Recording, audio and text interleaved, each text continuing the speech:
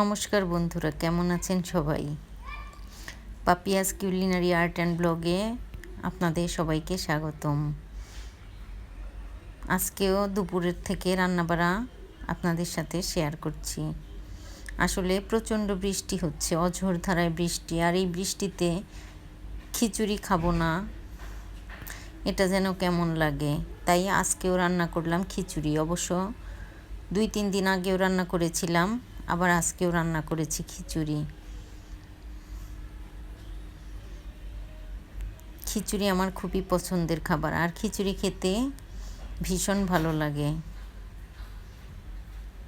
এবার খিচুড়িটা রান্না হয়ে গিয়েছে, আমি গরম গরম ডিম দুটো ভেজে নিচ্ছি। আসলে মন ডিম ভাজি দিয়েও খিচুড়ি খায় না, শুধু শুধু খিচুড়ি ওর ভালো লাগে, এজন্য তাও আমি দুটো ডিম ভেজে নিয়েছি, যদি একটু খাওয়ানো যায়। আসলে বাচ্চাদের খাওয়ানো যে কি কষ্ট, যাদের বাচ্চা আছে তারাই বুঝতে পারেন বাচ্চাদের খাওয়াতে গেলে কি যে একটা ঝামেলা।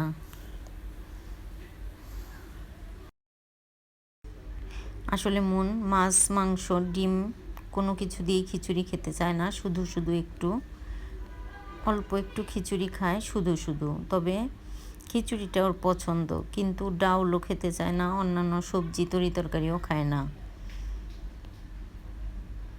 আসলে বাচ্চাদের খাওয়ানো খুবই একটা কষ্ট। আমার বারান্দায় শালিক পাখি এসেছে।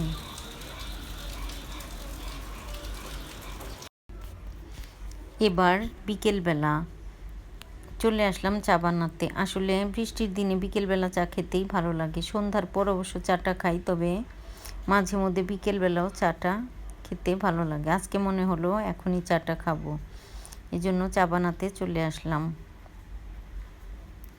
আসলে সকালে খাই রং চা, আর বিকেলে দুধ চা।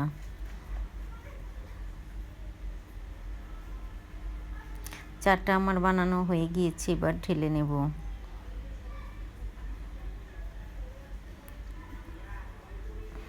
বৃষ্টির দিনে গরম গরম দুধ চা খেতে ভীষণ ভালো লাগে।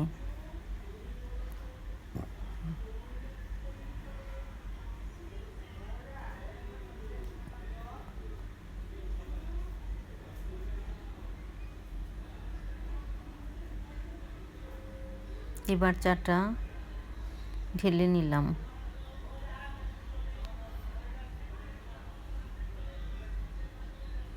গরম গরম চা খেতে কার কার পছন্দ অবশ্যই কমেন্ট করে জানাবেন। গরম গরম চা বললাম এই জন্য, কারণ অনেকে আছেন চাটা একটু হালকা ঠান্ডা করে তারপর খান, তবে আমার কাছে বেশ চুলা থেকে নামানোর পর গরম গরম চাটা খেতেই ভীষণ ভালো লাগে। এবার সন্ধ্যের পর অনেকটা পরে রাতের আয়োজনে আছে সুজি, পরোটা আর আম। আজকে ভিন্ন রকম নাস্তা রাতে। সুজিটা ঘিয়ে আমি ভেজে নিলাম, এরপর সুজিতে জল দিয়ে দিয়েছি, সুজিটা রান্না করে নেব। নামানোর আগে সুজিতে একটু লিকুইড দুধও দিয়ে দিব। গরুর দুধ দিয়ে আমি সাধারণত সুজিটা রান্না করি, আর দুধ দিয়ে সুজি খেতে ভীষণ ভালো লাগে। এবার দিয়ে দিলাম পরিমাণ মতো চিনি, তবে সুজিতে একটু মিষ্টি বেশি হলেই ভালো লাগে। আর দিয়ে দিলাম আগে থেকে জাল করে রাখা গরুর দুধ। দুধটা দিয়ে অনেকটা সময় জাল করে সুজিটা তারপর নামিয়ে নেব। আসলে একটু শক্ত শক্ত হলে খেতে ভালো লাগে।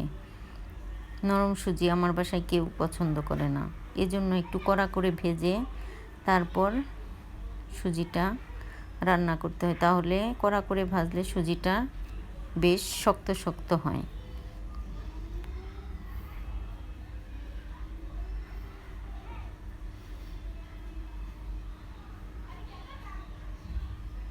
এবার আমার সুজি রান্নাটা হয়ে গিয়েছে, এবার পরোটাগুলো ভেজে নেব। তো বন্ধুরা, আমার আজকের এই ভিডিওটা কেমন লাগলো অবশ্যই জানাবেন। যদি ভালো লাগে তবে একটা লাইক, কমেন্ট, শেয়ার করার অনুরোধ রইল। আর যারা ফেসবুক থেকে দেখছেন তাদেরকে অনুরোধ রইল আমার ফেসবুক পেজটি ফলো করার। যারা ইউটিউব থেকে দেখছেন তাদেরকে অনুরোধ রইল আমার ইউটিউব চ্যানেলটি সাবস্ক্রাইব করার। ভিডিওটি দেখার জন্য সবাইকে অসংখ্য ধন্যবাদ। সবাই খুব ভালো থাকবেন, সুস্থ থাকবেন। এবার আমার সুজি রান্নাটা হয়ে গিয়েছে। সুজিটা আমি প্লেটে ঢেলে নেব।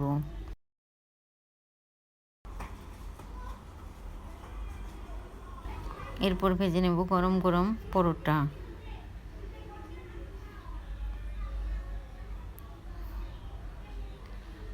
আমি খুব কম তেলে পরোটাগুলো ভাজি,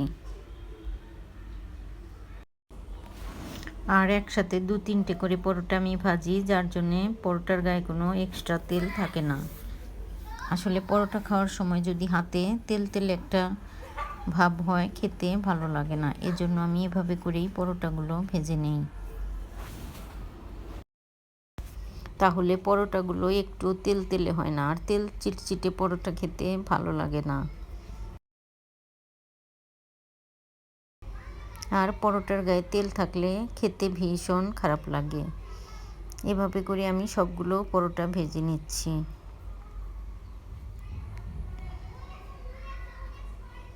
আসলে গরম গরম সব খাবার খেতেই ভীষণ ভালো লাগে। সুজিটা হালকা একটু ঠান্ডা করে নিলাম। এবার গরম গরম পরোটাগুলো ভেজে সুজি দিয়ে আর আম দিয়ে খেয়ে নেব।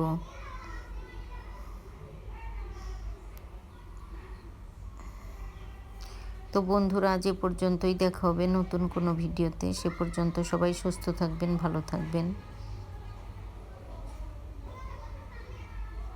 আর আমাদের সাথেই থাকবেন।